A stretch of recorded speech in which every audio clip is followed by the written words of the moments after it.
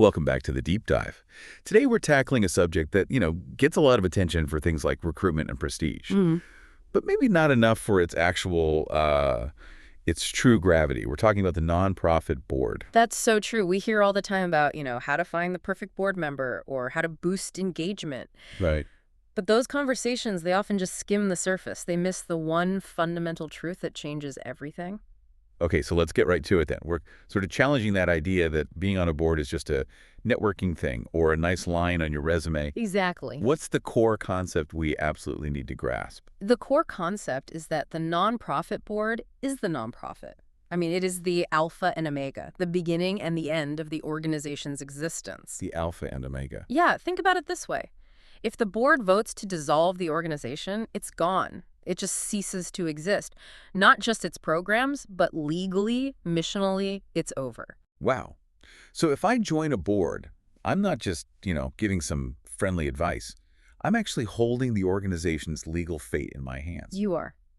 Is that pillar of the community status really a huge and potentially personal liability? Precisely.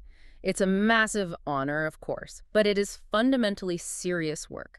If the organization fails because of negligence, the government, the regulators, the public, they don't look at the staff. They look at you. They look directly at you. You are personally liable for failures in governance. That reframes everything. Right. So this deep dive really has to be about moving beyond just, showing up to meetings. It's about high-stakes stewardship. Let's start there with that primary legal obligation, fiduciary duty. Right. So the board's role is really twofold. First, setting policy. That's the big strategic picture. And second, acting as the fiduciary. And being a fiduciary, that comes with specific duties, right? Two big ones, the duty of care and the duty of loyalty. Okay, what's the difference between those two? Duty of loyalty is simple. You have to act in the best interest of the organization, period. Above your own interests, above anyone else's. Duty of care means you have to use the same caution that an ordinarily careful person would use. Basically, you have to make sure the nonprofit is run legally and is financially sound. And this is where things get tricky, right?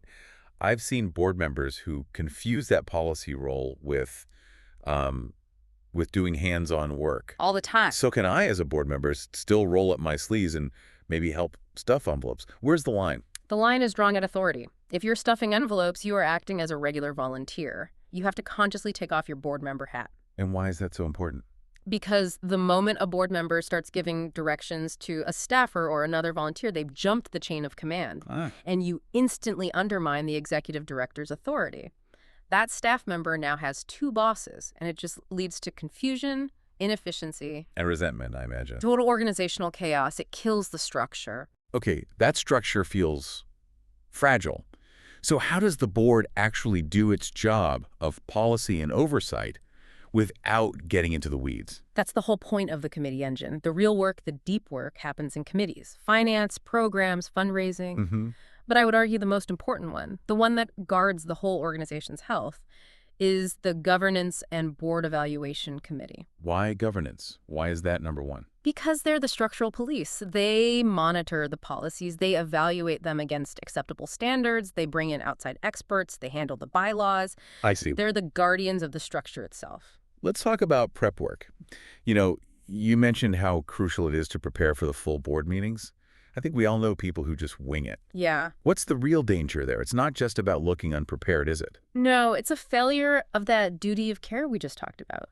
When you don't read the financial reports or the meeting minutes before you walk in, you risk approving something that could be a huge problem. Like a bad contract or a conflict of interest. Exactly. You could approve something that violates tax law. And if there's ever a lawsuit, and you have to admit under oath that you didn't review the budget you voted on. You've failed your fiduciary duty. Simple as that. Absolutely. Okay, so beyond that internal stuff, let's shift to the two big external functions, marketing and fundraising.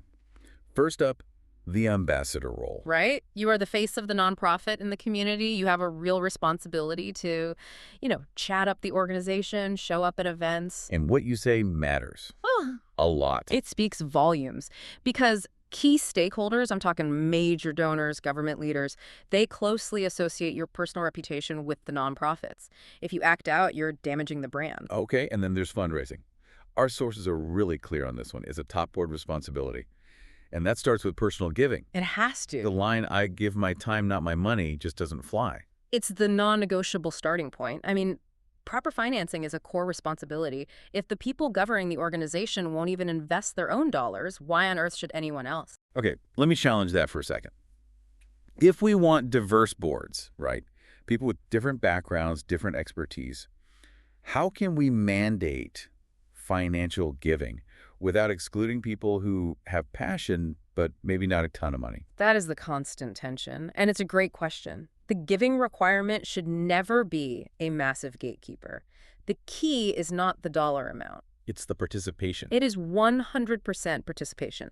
A $50 gift from someone who believes deeply in the mission is so much more valuable than a huge, reluctant check from someone just looking for social status. Because major funders want to see that unified confidence. They want to see that everyone is on board, 100%. So beyond writing their own check, what else should board members be doing, those pre- and post-solicitation activities? So much. Providing networking contacts, calling donors after they give just to say thank you, staff.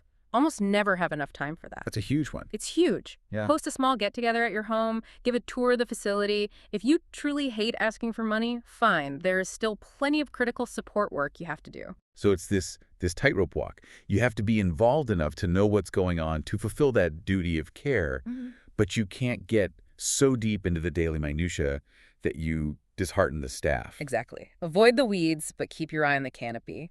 If you micromanage, staff can't do their jobs.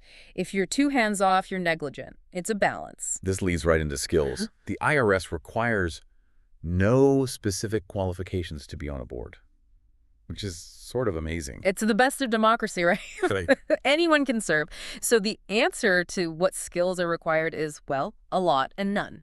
So what's the one thing, the single absolute essential qualification? Dedication. Dedication to the mission. That's it. Board service is voluntary, so when things get tough, and they always do, Yeah, that's the only thing that anchors you. it's your motivation. You have to be able to ask yourself, can I look our clients or our patients or our students in the eye and say, sorry, I'm out of here?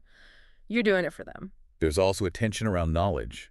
You don't have to be an expert in the missions field, which is good. Right. Gives you an outsider's view. But that can frustrate the actual expert staff. It creates a huge education gap. It is your job, your responsibility as a board member, to constantly educate yourself. You need to become a well-educated layperson. You'll never be the social worker on staff. But you need to know enough about social work best practices to ask intelligent, informed questions. Okay, let's get specific on functional skills. Financial literacy. What should a non-accountant be looking for in the financials? You need to be accounting adept. You don't need to be a CPA, but you have to be able to read a P&L statement, a profit and loss. Right. Look for big shifts in spending that weren't budgeted. Look for sudden drops in certain funds. Ask questions. Why did this happen? And you mentioned cooperative decision-making. Right. Autocrats need not apply. Unacceptable. One person might lead a discussion, but every single board member is collectively responsible for that decision. Once the vote is passed, you move forward as one, or you create fractures. To clarify that whole structure, let's go back to that analogy you use, the upside-down triangle. Yes, this visual is key. Picture the board as an inverted triangle, point facing down. Okay. Underneath it, you have the staff and volunteers in a regular right-side-up triangle, point facing up. And the two triangles only touch at the very tip. Exactly. The tip of the board's triangle is the board chair. The tip of the staff's triangle is the executive director. They're the only point of contact. So the board chair manages the ED manages the staff. And that's it. When you, as a general board member, cross that boundary to talk directly to staff about operations, you're breaking the structure. It causes so much confusion. That clarity is priceless. Yeah. Okay, let's talk about what our sources call a serious liability, the training gap. It really is. Too few nonprofits truly train their boards. And it's a liability because your training is directly tied to your duty of care. It's not a one-and-done thing. No, it's ongoing. You need orientation, sure, but you also need updates on legal responsibilities, on the mission, on best practices, and you need training specific to this organization. So let's walk through a solid 3-step onboarding process. What's step 1? It starts with emotional buy-in. Mission, history, vision, and values. The new member has to get excited. They need to see themselves as worthy successors to the founders, and the values can't just be a vibe. They have to be written down and followed. Step 2 is giving them the tools for the job, That's documentation. Right. Give them the full picture. Org charts, bylaws, financial data, policy manuals, all of it. Yeah. In a binder or a portal. They're insiders now, legally responsible from day one. And step 3 is the orientation meeting itself. Yes. In person if you can. Bring in the key committee chairs, the ED. You have to cover current programs, strategy, goals, but also logistics. Set clear expectations about their giving, their time, their advocacy. And since that learning never stops, what are some of the best ongoing training topics? Anything around risk management. Courses on governance, best practices, tax law, safeguarding assets, and honestly, training on the human stuff is critical. Like what? Like how to deal with divisive board members, or how to manage personality conflicts. That can sink a board faster than anything. I can believe that. It all comes back to focus, doesn't it? Keeping meetings strictly mission-focused so we don't devolve. That's what professional parliamentarians say. A mission-focused meeting is a productive meeting. It unifies the board around your common goal. So what does this all mean for you, for the listener who might be on a board now or thinking about it? It means success is so much more than just showing up, though that's essential. Right. It demands taking the training seriously, becoming a real advocate for the mission, and fulfilling that basic financial duty, making a personal gift that shows you truly believe. The public sees the board as the steward of the mission, of the money, and the people you serve deserve nothing less. They absolutely do. If showing up is, say, 80% of success, the other 20%, the most important part, is asking questions. And not just asking them. But critically, making sure you truly understand the answers. The financial answers, the strategic answers. That's the difference between being a figurehead Right. and being a steward. Indeed. So here's a thought for you to take with you. If your board failed, who would be the immediate victims? The very people your organization exists to serve. And thinking about that, what's the one risk, the one blind spot you would prioritize investigating right now to protect those people from harm? A profound measure of what stewardship really means. Thank you for diving deep with us today.